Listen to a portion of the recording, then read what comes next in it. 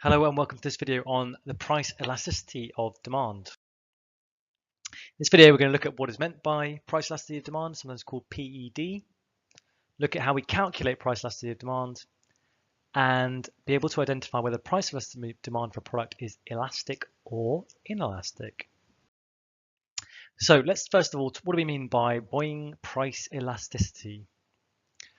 Well, as we've established, there is a link between the price of a product and the quantity that people buy. So for example, if the price of a flight went from $200 to $100, we might expect more people to choose to purchase a ticket. So a change in price will lead to a change in the quantity demanded. Now what we're interested in here is the extent to which this happens. So how much more will demand increase by?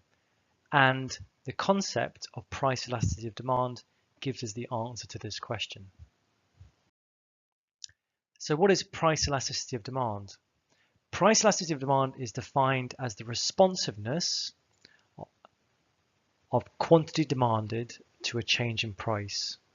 So if there is a change in price, how will the quantity demanded respond? i.e., what will happen to the amount of people who want to buy the product if its price changes, or how many will people buy if its price changes? And we can calculate this by using a formula. And the formula for price elasticity of demand is the percentage change in the quantity demanded divided by the percentage change in the price of the product. So we need to have this down in our notes. The percentage change in the quantity demanded over the percentage change in the price of the product gives us the price elasticity of demand for a product. So we do need to know that to calculate the percentage change, we take the change between two numbers divided by the original number and times by 100. So if I want to know the percentage change and something's gone from 8 euros to 10 euros, the change would be 2 divided by the original 8 times 100. So that would be a 25% increase. A good way to remember this is change over original, cheese and onion. Cheese and onion, that famous combination, change over original.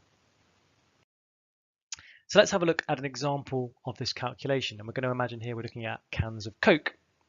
So if 200 cans of Coke were sold at a price of 50 cents, and then the price rises to 60 cents and demand, the quantity sold, falls to 180 cans, what is the price elasticity of demand for this product? Well, let's go through nice and slowly. First of all, let's get our formula. Our formula is the percentage change in quantity demanded divided by the percentage change in price. So firstly, we need to work out the percentage change for demand, and then we need to work out the percentage change for price. Remembering that we use the formula change in value divided by the original value times 100 gives us the percentage change. So here are our three steps. First of all, let's work out the change in demand, the percentage change in demand. So that's the change in demand. Demand has gone down by 20 from 200 to 180, divided by the original, which was 200, times 100. So our percentage change in demand is minus 10%. Now let's do the same for price. The price has gone up by 10 cents from an original price of 50 cents. So 10 is the change over the original 50 times 100. So our percentage change in price is 20%. Now let's put these two together. The percentage change in quantity demanded divided by the percentage change in price. It's minus 10% over 20%, which gives us an answer of minus 0.5. And we call the answer here the price elasticity of demand coefficient. This is telling us that cans of Coke have a price elasticity of demand of minus 0.5. So what does this mean? It means if the price changes by a certain percentage, the percentage change in demand will be minus 0.5 times as big. So if the price goes down by 10%, then the demand will go up by 5%. If the price rises by 20%, the demand will go down by 10%. So we need to remember this formula, percentage change in demand over percentage change in price. And a good way to remember this one is percentage change in demand over percentage change in price. And it's important we get them the right way around. So D for demand and D for doctor, and P for price and P for pepper, which gives us that well-known American soft drink, Dr. Pepper. So we have to remember D over P. Percentage change in demand over percentage change in price. And that's how I remember this formula.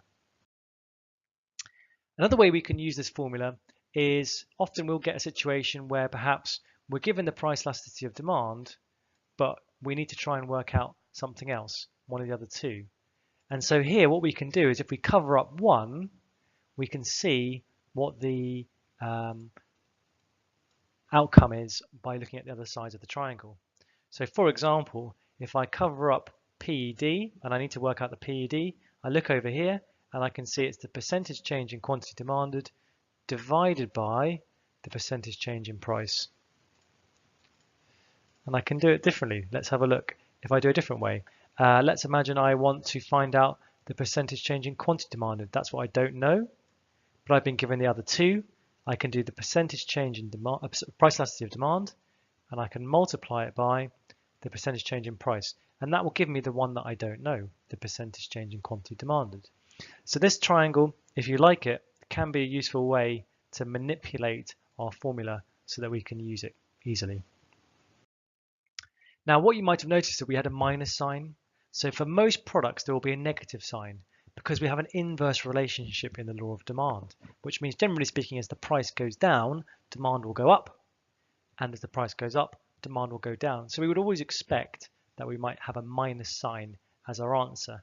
So conventionally, we write price elasticity of demand like this, minus 0.5. But sometimes people will ignore the minus sign and just write 0.5 as the price elasticity of demand. So we should be aware of this. So what is the significance of the coefficient that we're generating? Well, the price elasticity of demand is the percentage change in quantity demanded over the percentage change in price. And what we want to know really is how much will demand change, the top bit, how much will demand change if we change the price? Now, if our answer is greater than 1, what we're saying here is the top half is going to be bigger than the bottom half. But if our answer is less than 1, what we're saying here is the top half, the change in demand, is going to be smaller than the change in price. So 1 is an important number here because if it's more than 1, what we're saying is the change in price will lead to quite a large change in quantity demanded. And we would describe that as being an elastic response. The product is very price elastic, boing, very stretchy, a large change in demanded. If the answer we get is less than 1, so 0.5 or 0.7, then the percentage change in price is going to lead to a smaller percentage change in quantity demanded. And we call this price inelastic, not very responsive, not very bouncy change in demand. If the answer is exactly 1, we describe that as being unit elastic. The percentage change in price will lead to the same percentage change in quantity demanded.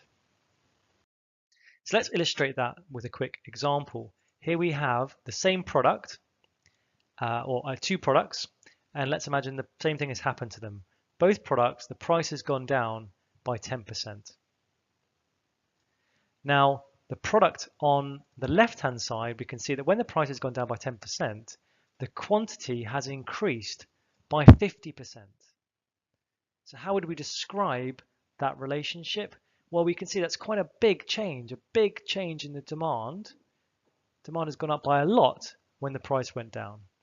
So here, the price elasticity of demand would be 50 divided by minus 10, so minus 5.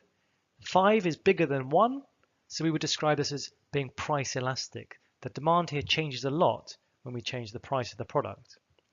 On the right-hand side, what's happened? Well, there's the same change in price for this product. The price has gone down by 10%, but what's happened this time is the quantity has not risen by very much. It's only gone up by 5%, a very small increase. What would the price elasticity of demand be for this product? Well, it would be 5 divided by 10, which is minus 10, which is minus 0.5. So 0.5 is less than 1, smaller number than 1. So we describe this as being price inelastic. The demand is not very responsive. So let's have a look at what would determine the level of price elasticity of demand, whether it's price elastic or price inelastic. Well, the availability of substitutes. The more substitutes for a product there are, the more it's likely to be price elastic, i.e. the price has a big impact on how much people demand. If the price goes up and there's lots of alternatives, you might expect demand to fall by a lot, therefore it's more likely to be price elastic. Time can also have an impact. In the short term, if prices change, people don't have much time to react. They may not be aware of older alternatives, or they may be in contracts, and so they can't change how much they buy. So in the short term, prices tend to be more inelastic. In the long term, however, we can look for different alternatives. So for example, if in the short term, the price of petrol rose, it would be probably price inelastic. The price of petrol goes up today, tomorrow I'm probably not going to buy a significantly different amount because I need it for my car. So demand wouldn't change, so it's going to be price elastic. However, in the long term, it might become more price elastic because in the long term, maybe I will get rid of my petrol car and move to an electric powered car. And therefore the demand for petrol would fall. In the long term, it would be more price elastic. Whether a product is a luxury or necessity, luxuries tend to be more price elastic and necessities more price inelastic, things like basic food items. If the price goes up, well, I still need food, I'm still going to pay for it, so my demand is not going to fall. If it's something I don't really need, like a luxury, and the price goes up, maybe I'd cut back on buying it quite a lot, so therefore it might be more price elastic. Branding can have an important point here. If a brand is very successful, it might make demand more price inelastic, people less responsive to changes in price. A final one to consider, or another one to consider, is proportion of income spent on a good. So for example, if a box of matches increases in price by 10%, most people won't notice, they won't care particularly because it's such a small part of their income. It's not a particularly valuable item, so it's likely to be maybe price inelastic. On the other hand, if it's a car, that's quite a significant amount of money, a significantly large part of people's incomes, so this is likely to have quite a big impact on the quantity demanded and be more price elastic. Why is it so important to businesses to understand price elasticity of demand? Well, it's key for businesses to know what will happen if they change their price, which is part of their marketing decision. And we'll come on to that later. Branding, businesses will try and make the demand more price inelastic through advertising and branding. And whether a product is price elastic or price inelastic can have an effect on whether a business should raise its price or lower its price to try and increase overall revenue. So in this video, we've looked at price elasticity of demand, we've looked at the calculation, and we've looked at whether products are likely to be elastic, price elastic, or price inelastic. Thank you for listening. That's it.